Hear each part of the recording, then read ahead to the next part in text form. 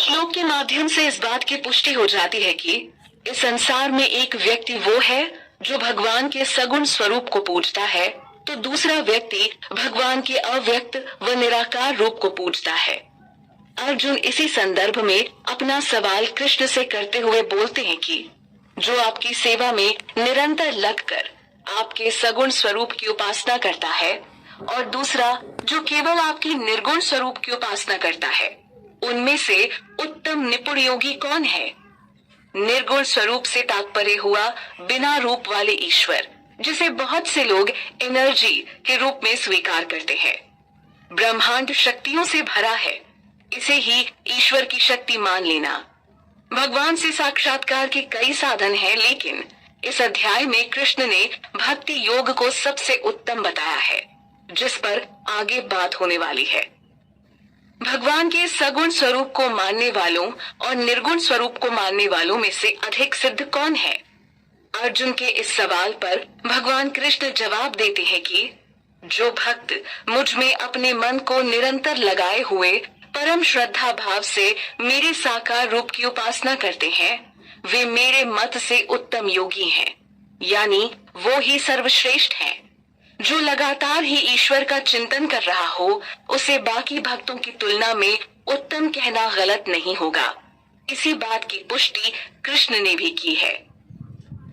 इस श्लोक में भगवान कृष्ण दूसरे पक्ष की बात रखते हैं और कहते हैं कि जो भक्त अपनी इंद्रियों को वश में करके अचिंत्य यानी मन बुद्धि से परे, सर्वव्यापी, सदा एक रस रहने वाले, नित्य अविनाशी, निराकार, अव्यक्त, सर्वव्यापी व अचल ब्रह्म की उपासना करते हैं, वे समस्त प्राणियों के हित में रहकर अंततः मुझे ही प्राप्त होते हैं। ईश्वर के सगुण स्वरूप को मानने वालों और निर्गुण स्वरूप को मानने वाले भक्तों में अपने अपने स्तर के कुछ खास गुण होते हैं और उनके द्वारा किए जाने वाले शुभ कार्यों के आधार पर उन्हें भगवान कृष्ण की प्राप्ति होती है। कृष्ण ने इसी बात को अच्छे से अर्जुन को समझाया। भगवान के सगुण और निराकार स्वरूप को पूजने वालों में से निराकार स्वरूप को पूजने वालों पर वर्णन करते हुए भगवान कृष्ण अर्जुन को इस श्लोक में बता रहे हैं कि जो लोग मेरे अव्यक्त निराकार स्वरूप से आसक्त रहते हैं, उनको अधिक कष्ट होता है। ऐसे लोगों के लिए प्रगति कर पाना अत्यंत कष्टप्रद है। देहधारियों को उस क्षेत्र में गति कठिनता से प्राप्त होती है। भगवान के अव्यक्त निराकार रूप के पथ पर चलने वालों को ज्ञान योगी की संज्ञा दी गई है, जबकि भक्त योगी श्री कृष्ण के सगुण स्वरूप को पूजता है। ज्ञान योग से भी लक्ष्य तक पहुंचा जा सकता है, लेकिन यह तुलनात्मक दृष्टि से कष्टकारक है। भगवान कृष्ण यहाँ अर्जुन को उन भक्तों के बारे में बताते हैं जिनका वो अपनी कृपा से जल्दी उद्धार कर देते हैं। कृष्ण कहते हैं कि जो भक्त अपने सभी कर्मों को मुझे अर्पित करके अविचलित भाव से मेरी भक्ति करते हुए मेरी उपासना करते हैं और हमेशा अपने चित्त को मुझ में ही लगाए रखते हैं, ऐसे भक्तों को मैं जन्म मृत्यु के सागर से शीघ्र ही पार ले आता हूँ। यानी ऐसे भक्तों का जल्द ही कल्याण हो जाता है और फिर उन्हें सांसारिक दुखों से छुटकारा मिल जाता है। इस श्लोक से इस बात की पुष्टि हो जाती है कि केवल शुद्ध भक्ति की सहायता से ही कोई ईश्वर को समझ सकता है। यहाँ एक अन्य बात का भी साफ तौर पर पता चलता है कि लोगों के लिए भक्ति मार्ग पर चलना ज्यादा सुगम है, बजाय कि वो सकाम कर्म की विभिन्न विधियों में फंसे या फिर एकत्रित ज्ञान के माध्यम से कृष्ण को समझने में जीवन बिता दें। भगवान शुद्ध भक्ति व प्रेम भाव से ज्यादा समझे जा सकते हैं। भगवान कृष्ण अपने तक पहुंचने का मार्ग अर्जुन को बताते रहे हैं कि तुम अपने चित्त को पूर्णतः मुझ भगवान में लगाओ और मेरी में ही अपनी सारी बुद्धि लगा दो। ऐसा करने से तुम सदैव मुझ में ही वास करोगे। इस बात में तनिक भी संदेह नहीं है। इस बात को समझने वाला व्यक्ति ईश्वर के साथ संबंध जोड़ने के महत्व को जानता है, जबकि जो इस बात को नहीं जानता वो अनंत काल तक भौतिक संसार में सुख खोजने की आशा में भटकता रहता है और बार बार जन्म लेता व मरता है। कलयुग में लगभग हर व्यक्ति के लिए भगवान के प्रति मन को एकाग्र कर पाना बड़ा कठिन कार्य है, या दूसरे शब्दों में कहें, एक चुनौतीपूर्ण कार्य है। विरला ही कोई इसमें सफल हो पाता है। ऐसे में भगवान कृष्ण द्वारा ऊपर कही गई बात कि तुम अपने चित्त और बुद्धि को पूर्णतः मुझ में लगा दो, ऐसा करने से तुम सदैव मुझ में ही वास करोगे, जीव में निराशा पैदा कर सकती है। लेकिन निराश होने की आवश्यकता नहीं, क्योंकि जहाँ कृष्ण है वहीं आशा है। इस श्लोक में कृष्ण कहते हैं कि अगर तुम अपने अविचलित भाव से अपने चित्त को मुझ में स्थिर नहीं कर सकते, तो ऐसे में भक्ति योग के विधि विधान का पालन कर मुझे प्राप्त करने का प्रयास कर।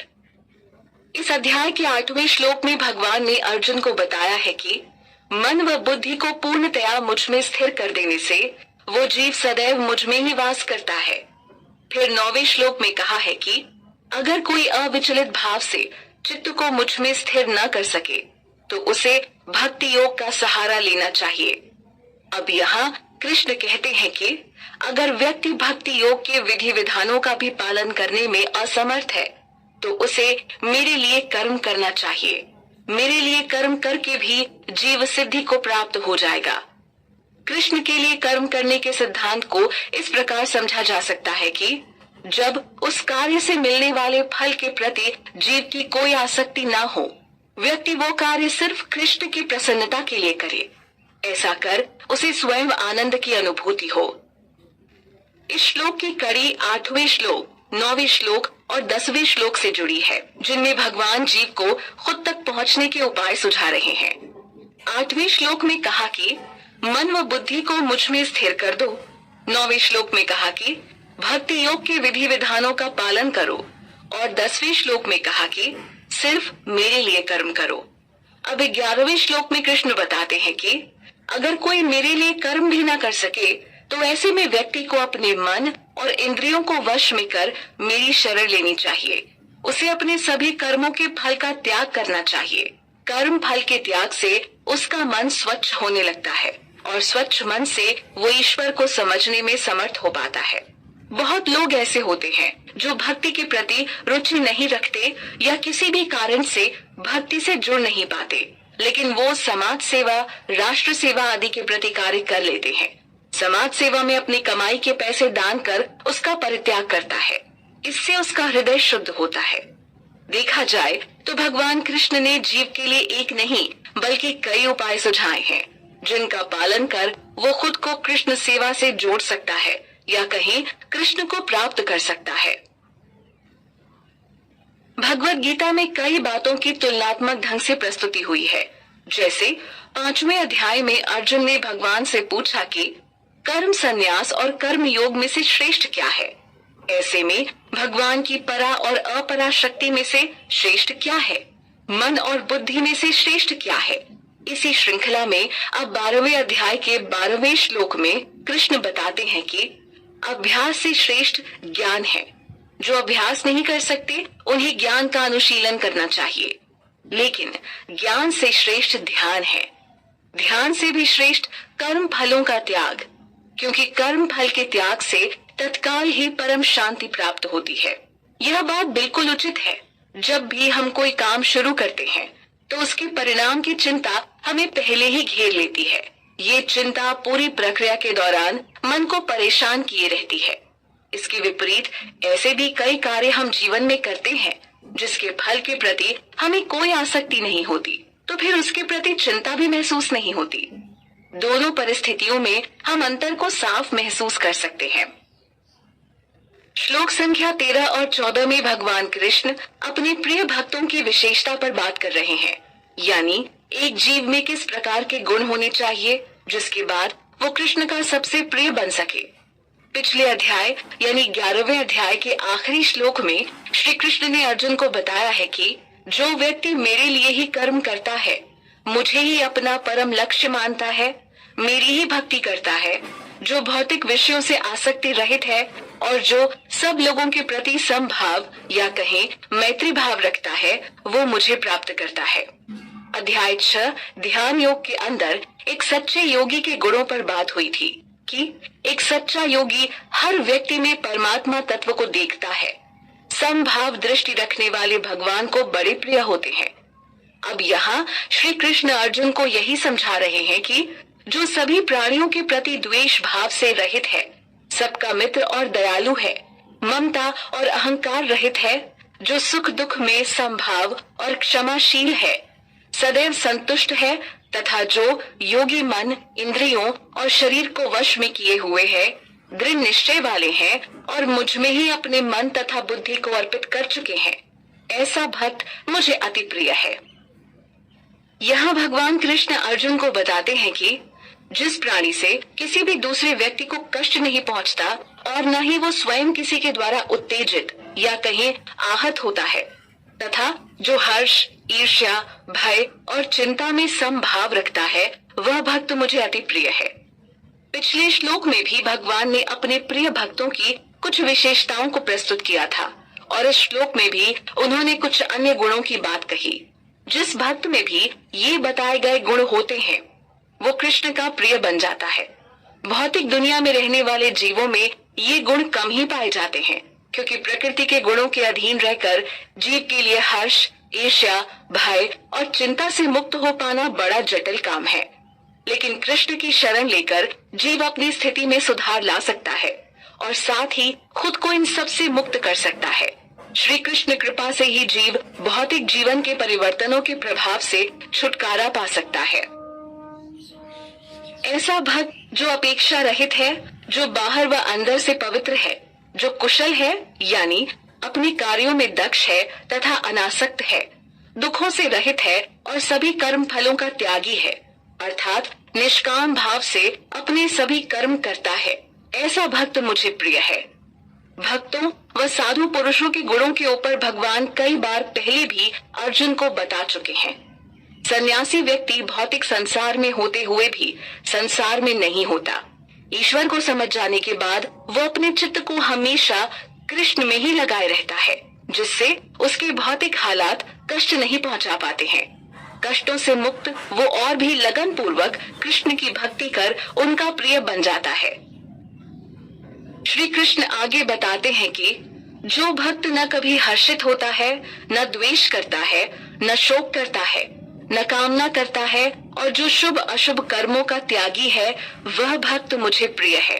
ये बातें सुनने में बड़ी अजीब लग सकती हैं, क्योंकि कलयुग में हम जिस माहौल और समाज के बीच रहते हैं, उसके बीच ऐसे गुणों वाला व्यक्ति मिलना बड़ा दुर्लभ है। अगर कोई इन गुणों को अपने में विकसित करने का प्रयास भी करता है, तो कठिन परिस्थितियां उसे मात दे देती हैं। आसपास का नकारात्मक माहौल भी व्यक्ति के इरादों को रास्ते से भटका देता है। लेकिन सच्चे मन से भगवान को मनाने वाले कठिन से कठिन हालात में खुद को श्री कृष्ण की भक्ति में लगाते हुए परम शांति को प्राप्त करते हैं। उनके प्रयासों को देखते हुए भगवान खुद उनकी मदद करते हैं और तमाम बताए गए गुण ऐसे भक्तों में धीरे धीरे विकसित होने लग जाते हैं। अपने प्रिय भक्तों के गुणों पर प्रकाश डालते हुए भगवान कृष्ण अर्जुन को आगे बताते हैं कि जो शत्रु और मित्र के लिए समान है, जो मान अपमान में, सर्दी गर्मी में, सुख दुख में समभाव रखता है और आसक्त रहित है, जो आलोचना तथा प्रशंसा को समान समझता है, जो मननशील है, जो भक्त थोड़ा मिल जाने में भी संतुष्ट महसूस करता है, जो अपने रहने के स्थान से आसक्त नहीं है, ऐसी स्थिर बुद्धि वाला व्यक्ति मुझे पसंद है। रहने के स्थान से तात्पर्य वो जगह जहाँ जीव रहता रहता उसका आदि हो जाता है। ठीक ऐसे ही जीव शरीर रूपी नागरी में रहते रहते इससे भी आसक्त हो जाता है, लेकिन कृष्ण को आसक्ति रहित भक्ति ही पसंद आती है। इस स्तर पर आने के लिए भक्त को अपने अंदर अच्छे गुण पैदा करने हैं और अच्छे बुरे गुणों का ज्ञान तो हर किसी को है। भगवान कृष्ण इस श्लोक में बताते हैं कि मुझ में पूर्ण श्रद्धा रखने वाले जो भक्त तत्परता से पहले कहे हुए इस अविनाशी धर्म का अनुसरण करते हुए मुझे ही अपना परम लक्ष्य मानता है, वो मुझे अत्यंत प्रिय है। धर्म का अनुसरण से तात्पर्य भक्ति का वो सफल मार्ग जिस पर चलकर जीव भगवान कृष्ण को प्राप्त करता है और अपने मनुष्य जीवन को सार्थक बनाता है। इस श्लोक के साथ ही श्रीमद् भगवद गीता का 12वां अध्याय भक्ति योग संपन्न हुआ। इस अध्याय के प्रारंभ में अर्जुन ने भगवान कृष्ण से पूछा था कि भगवान के सगुण स्वरूप और निर्गुण स्वरूप को मानने वालों में से अधिक सिद्ध कौन है। कृष्ण ने उत्तर में स्पष्ट कहा कि जो भक्त मुझ में अपने मन को निरंतर लगाए हुए परम श्रद्धा भाव से मेरे साकार रूप की उपासना करते हैं, वे मेरे मत से उत्तम योगी हैं।